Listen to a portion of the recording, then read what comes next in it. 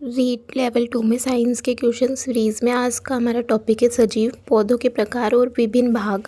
पादपों में पोषण, श्वसन, उत्सर्जन, पादप और जंतु कोशिकाओं की संरचना और कार्य, कोशिका विभाजन।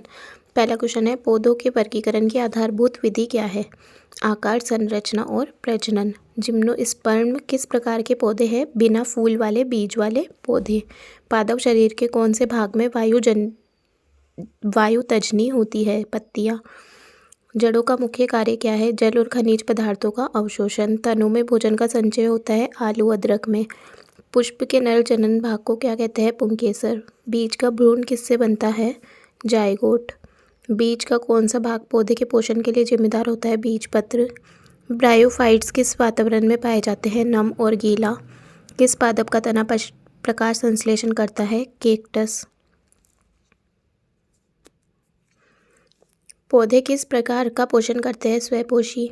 प्रकाश संश्लेषण की प्रक्रिया होती है क्लोरोप्लास्ट। प्रकाश संश्लेषण में कौन सा गैस अवशोषित होती है? CO2।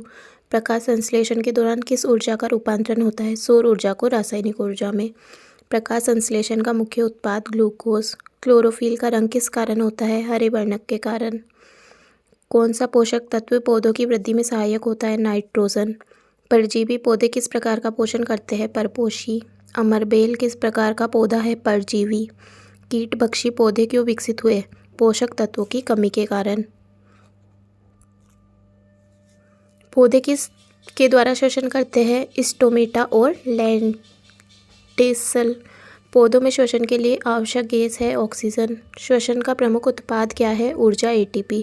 पौधों में जल का निष्कासन होता है ट्रांसपिरेशनल पुल। ट्रांसपिरेशन का मुख्य उद्देश्य तापमान नियंत्रित करना। कौन सा पौधा वायवीय श्वसन नहीं करता? जलीय पौधे। श्वसन किसके द्वारा नियंत्रित होता है? एंजाइम। उत्सर्जन का प्रमुख उत्पाद है ऑक्सीजन। पौधों में उत्सर्जन की प्रक्रिया किसके माध्यम से होती है? स्टोमेटा। जल का उत्सर्जन मुख्यतः होता है दिन के समय।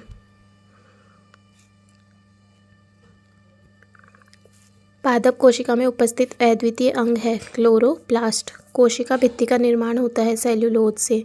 जंतु कोशिका में कौन सा अंग केंद्र अनुपस्थित होता है? कोशिका भित्ति। पादप कोशिका का कौन सा भाग ऊर्जा उत्पादन के लिए जिम्मेदार है? माइटोकॉन्ड्रिया। जंतु कोशिका में कौन सा केंद्र लिपिड संश्लेषण करता है? Endoplasmic reticulum. गोल्जी बॉडी का कार्य क्या है? प्रोटीन का संश्लेषण और पैकेजिंग। लाइसोसोम को कहते हैं आत्मघाती थैली। किस कोशिका अंग केंद्र को कोशिका का नियंत्रण केंद्र कहा जाता है? नाभिक। प्लाज्मोस्माटा का कार्य है कोशिकाओं के बीच संचार। पादप कोशिका में कौन सा भाग जल का भंडारण करता है? वैक्यूल। कोशिका विभाजन कितने प्रकार का होता है? 2। Mitosis, meiosis. माइटोसिस में कितनी संतान कोशिका बनती है? 2। माइटोसिस में संतान कोशिका की गुणसूत्र संख्या समान। मियोसूत्र में गुणसूत्र संख्या होती है आधी। कोशिका विभाजन का नियंत्रण किसके द्वारा होता है? DNA। माइटोसिस का उद्देश्य वृद्धि और मरम्मत। मियोसिस में कितनी संतान कोशिका बनती है? 4। गुणसूत्रों का पृथक्करण किस चरण में होता है? एनाफेज। माइटोसिस के दौरान कौन सा चरण लंबा होता है? इंटरफेज। कोशिका विभाजन का कौन सा चरण DNA प्रतिकृति के लिए जिम्मेदार है? S चरण। कोशिका सिद्धांत दिया था श्लाइडेन-श्वान ने। किस कोशिका का पावर हाउस कहते हैं? माइटोकॉन्ड्रिया। क्लोरोप्लास्ट का प्रमुख कार्य है प्रकाश संश्लेषण। कोशिका झिल्ली का निर्माण किससे होता है? लिपिड और प्रोटीन। कोशिका विभाजन के दौरान सिपिडल तंतु का निर्माण होता है सूक्ष्म नलिकाओं से। कोशिका सबसे बड़ा अंग केंद्र होता है नाभिक। किसे कोशिका का स्केलेटन कहा जाता है? साइटोप्लाज्म। प्लाज्मा झिल्ली का मुख्य कार्य चयनात्मक पारगम्यता। कोशिका के श्वसन के लिए अंग केंद्र माइटोकॉन्ड्रिया। ल्यूकोप्लास्ट का कार्य क्या है? खाद्य पदार्थों का भंडारण। जड़ों के सिरों पर कौन सा भाग विकास में सहायक होता है? मेरिस्टेम। किस प्रकार की जड़ें भोजन संग्रहण करती है? परिवर्तित जड़ें। फूलों के कौन से भाग प्रजनन में सहायक होते हैं? पुंकेसर, स्त्रीकेसर। मोनोकार्पिक पौधों का क्या अर्थ है? जो केवल एक बार फूल दे। स्तंभ कोशिकाएं किस पौधों में पाई जाती है? डाइकोट पौधों में। पत्तियों के किस भाग में गैसों का आदान प्रदान होता है? स्टोमेटा। द्विबीजपत्री पौधों की पहचान क्या है? 2 बीजपत्र और जालीनुमा शिराएं। किस प्रकार के पौधों में नली के उत्तक नहीं होते? ब्रायोफाइट्स।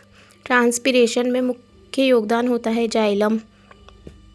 किस पौधे में नाइट्रोजन स्थिरीकरण के लिए ग्रंथियां होती है? दलहनी पौधे।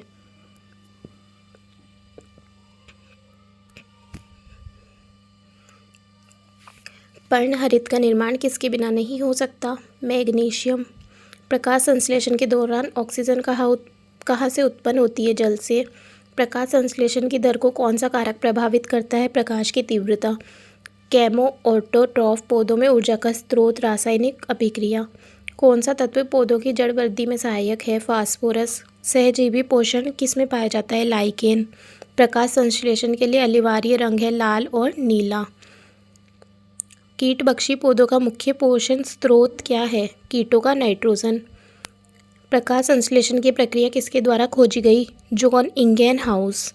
पौधों में जल का परिवहन करता है जाइलम। पौधों में वायवीय श्वसन कहाँ होता है? माइटोकॉन्ड्रिया। पादपों में अन्न जल का परिवहन करता है फ्लोएम। प्रकाश संश्लेषण का उल्टी प्रक्रिया है श्वसन। पौधों में मृदा से नाइट्रोजन किसके माध्यम से अवशोषित होती है? जड़ों द्वारा। पत्तियों से जड़ का निष्कासन किस रूप में होता है? वाष्प। श्वसन प्रक्रिया के दौरान ऊर्जा किस रूप में संग्रहित होती है? एटीपी।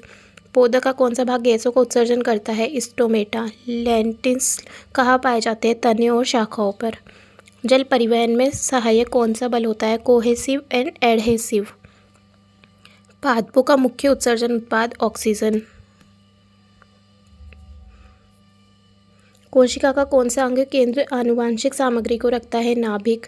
पादप कोशिका में प्रकाश संश्लेषण के लिए जिम्मेदार अंग है क्लोरोप्लास्ट। जंतु कोशिका में ऊर्जा का भंडारण किस रूप में होता है? ग्लाइकोजन। पादप कोशिका में जल भंडारण किस में होता है? वैक्यूल। कोशिका झिल्ली की संरचना का मॉडल क्या कहलाता है? द्रव मोज़ेक मॉडल। कोशिका का कौन सा भाग राइबोसोम निर्माण करता है? न्यूक्लियस। किस कोशिकांग को प्रोटीन फैक्ट्री कहते हैं? राइबोसोम। साइटोप्लाज्म का मुख्य कार्य क्या है? कोशिका अंगों का समर्थन और पोषण। डीनाइट्रिफिकेशन की प्रक्रिया में कौन सा जीव भाग लेता है? बैक्टीरिया। कोशिका विभाजन में गुणसूत्रों की सजावट किस चरण में होती है? मेटाफेज। तो यहाँ पर हमारे इस टॉपिक के 100 क्वेश्चन कंप्लीट होते हैं।